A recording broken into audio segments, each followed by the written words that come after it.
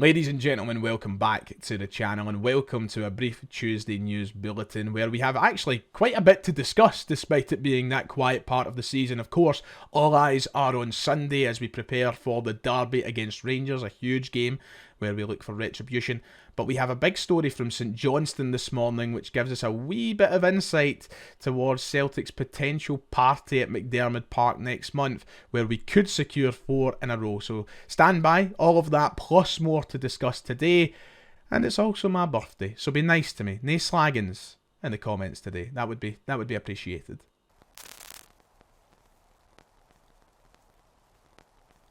What do I ask of you on my birthday? You know what I ask of you. Please make sure to go down, hit like and subscribe. That would be much appreciated. That would be the best birthday gift I could receive. I'm 25 today.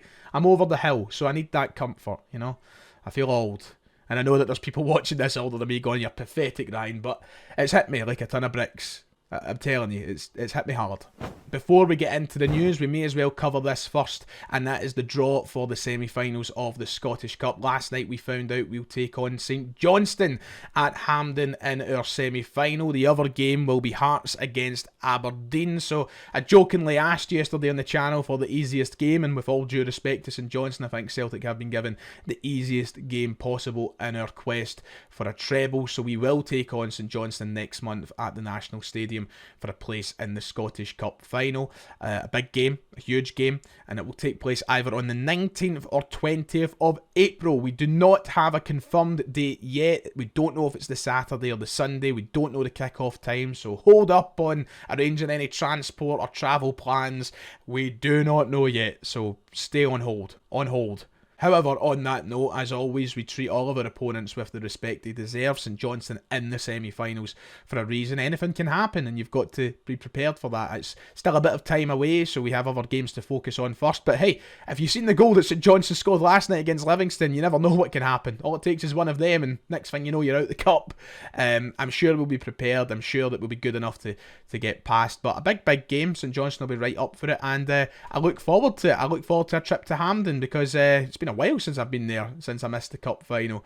Anyway, talking about St Johnston, one of the big stories today is actually in regards to them, because the big news this morning came directly from St Johnston themselves, not in regards to that Scottish Cup semi-final, but in fact our meeting against them at McDiarmid Park on the 6th of April, which as we all know could very well be the day that Celtic secure 4 in a row. That's right, we could win the league up in Perth next month if all things go to plan, and in preparation for that, St Johnston have admitted defeat and given Celtic free stands at McDiarmid Park. There was a club statement released this morning from St Johnston I will bring up on screen for you. A board update regarding the match on April 6th. Very lengthy, a lot to read through. I'll try and go through the key points. Essentially, St Johnston have said supporters recall that earlier in the season a working group went through the process of evaluating the policies for Celtic and Rangers matches at McDiarmid Park, and they decided they were going to strip back the free stand allocation. Celtic and Rangers would go back to only getting the goal ends at McDiarmid Park in order to try and get more St Johnston fans in the stadium. However, the April 6th Celtic match has a potential for a unique issue, and of course attendances at Celtic and Rangers games have not increased. There's an increased interest in this game and a legitimate concern that Celtic supporters could obtain tickets in home fan areas, creating additional safety issues, and for that reason they feel it's best to place all home fans within the Jeff Brown stand. So basically, cut a long story short, St Johnston believe after lengthy discussions that they won't believe, they will confirm that Celtic will get all the East, North and Ormond stands at McDiarmid Park next month, and that means that Celtic will have more supporters in the stadium. So big news for Celtic, great news for away supporters, meaning there's more chance of getting a ticket for this game, and you can understand why St Johnston have done it. They do go into a little bit of detail talking about the further reasons why they're doing this, including the financial impact that it means in the team. In fact, there's a line within here somewhere, here we go, saying that they strive to have the best possible home advantage for the team, but in addition to the safety of our fans, we must also consider the financial realities that come with operating a sustainable football club, and they believe that the revenue that they will get from this will benefit the player budget for next season. It's a very healthy approach that St Johnstone are taking in relation to this game. I truly believe deep down that it's the approach that every Scottish Premiership club should be taking when it comes to the Celtic and Rangers games. And I don't say that as a greedy Celtic fan who wants to get tickets for every single game just because I miss out on some. I'm saying that from a financial point of view where these clubs can be greatly benefiting from the extra revenue from Celtic and Rangers fans. Use this, abuse this, because if you don't, you're missing out, and I'm glad that St Johnstone have seen sense. A big part of this is purely down to the significance of the game. The fact that Celtic can secure the league title has got St Johnstone worrying that fans will go out their way to find a way to get into the home end, and obviously that just opens up a whole load of problems, and they'd rather avoid that. I think they've done the smart thing, and I get it. There'll be St Johnstone fans maybe watching this video, there'll be fans of other clubs watching this video maybe going, well, it's our stadium, we shouldn't be entitled to give your Rangers supporters more of our seats. And I understand that, it is frustrating, but at the end of the day, the seats are on sale for your supporters. If they're not willing to buy them, why should they lie empty when there is a financial benefit to take advantage of? And St Johnstone have decided to take advantage of that. Now, the talk was that next season, of course, St Johnstone McDiarmid Park was going to go back to free stands anyway. That was going to happen moving forward next season, because I think they just know that it's the smart thing to do. So, a huge story today for us. Great news for Celtic supporters, because it could be a right party atmosphere in McDiarmid Park should all things go to plan. The job for Celtic is very straightforward to make that the game we secure the league title. Beat Rangers on Sunday and beat Hearts in the following game. If Celtic do that, we go to St Johnstone, we go to McDiarmid Park with the title available on that day. So 2 wins out of 2 is all we need. Both games at Celtic Park as well. It should be very doable for Celtic. And hopefully there's no slip-ups. But of course, 2 big games. 2 of the teams that always raise their game when playing Celtic. So there's no guarantees yet. But it's looking like an incredibly tasty fixture on April 6th for Celtic, with more Celtic fans in the ground. So all eyes are on Sunday. Of course, a huge game where Celtic are looking for retribution after that defeat against Rangers in early January. Brendan Rodgers, of course, after the game on Sunday against Hibs, said that he's looking forward to that game now after Rangers stole our game on the day. Rangers done everything better than Celtic on the day. In fact, done what we usually do to them. So Rodgers keen to ensure that doesn't happen again. The big story coming out this morning surrounding that game was the announcement of referees. That's right, I know this is a big story for some. To me, I don't think it matters. They're all as bad as each other. But here is your list of referees, assistant referees and VAR officials for the game on Sunday. The referee will be Stephen McLean, assisted by Graham Stewart and Dougie Potter. In the VAR room, John Beaton will be present. That's right, John Beaton, who is under a lot of pressure in these Celtic and Rangers games following some previous performances. He will be in the VAR room making the big calls. So let me know what you think about that. As I said, I think they're all as bad as each other. I don't think there's necessarily one that makes me go, oh, I'm glad he's refereeing on Sunday. Yeah, that's that.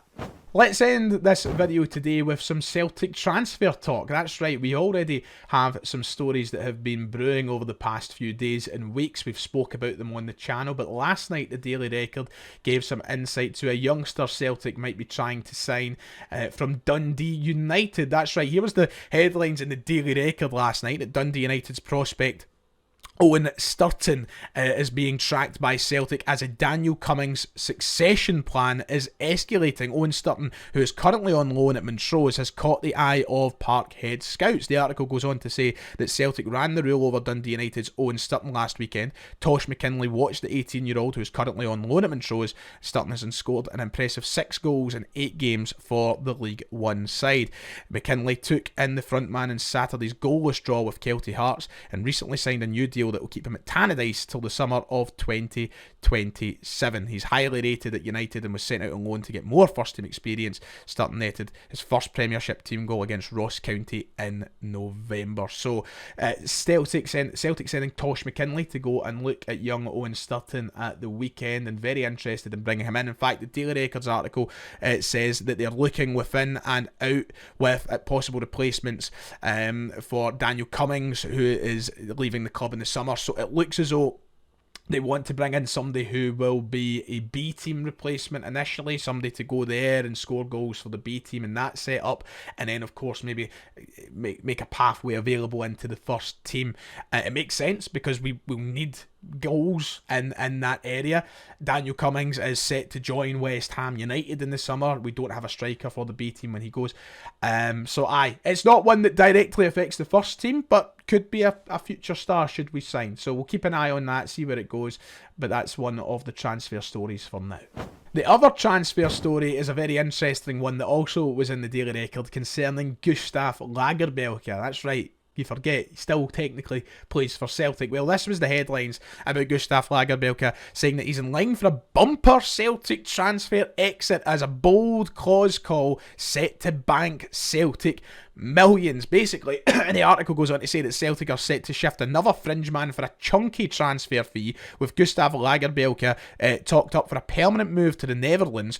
But obviously Celtic made the decision not to include a fixed option to buy in that loan deal, which sent him off. Yeah, effectively, let me just simplify this story for those who still might not be following on. We sent him out on loan. We didn't include a fixed fee for him to move in the summer. So there is no option or obligation to buy, which means his valuation is for Celtic to decide. It's not for a clause or a contract to decide. It's for Celtic to decide in the summer. He's been very, very good in Holland since going. He's turned out quite well. Obviously, could be an option for Celtic if they choose to take it when he returns, but he's doing quite well. And interest is ramping up. So he's going to come back to Celtic, similar vein to when Bernabei was coming back to Celtic. And there's going to be the loan club looking at him, plus others. And Celtic, the parent club, can turn around and go, well, because he's done quite well, we want all our money back plus profit. I mean, we signed him for roughly £3 million from Elfsborg, not in the summer just gone by, but the one beforehand. And now he's out at Twente, doing really well, catching the eyes of the chief scout at Ajax. There was quotes from him in this Record article. Celtic could say, you know what, we want £5 million. Look what we've done with O. Look what we've done with Bernabei. Look what we've done with Bosan Lawal. Look what we've done with Haksabanovic. Look what we've done with all of these fringe players. Celtic don't let players go for cheap. They don't say, he's not going to play for us anymore, we'll just let him go. No, they make their money back. So €3.5 million, I think, was what we paid for him. I expect Celtic to see all of that back, plus a wee bit more. I think we might end up seeing £4.5 million for Lagerbielke come in this summer, if he doesn't stay around. So yeah, nice to see that he's doing well though. I'll give him that, because it's always good to see Celtic players doing well wherever they are. And that is it for today. If you've enjoyed, please make sure to hit like and subscribe. That would be much appreciated. Let me know your thoughts to everything we discussed in the comments below. But until tonight, where we have a live stream at 7 o'clock, make sure to be there. Take care of yourselves, enjoy, and I'll see you all next time.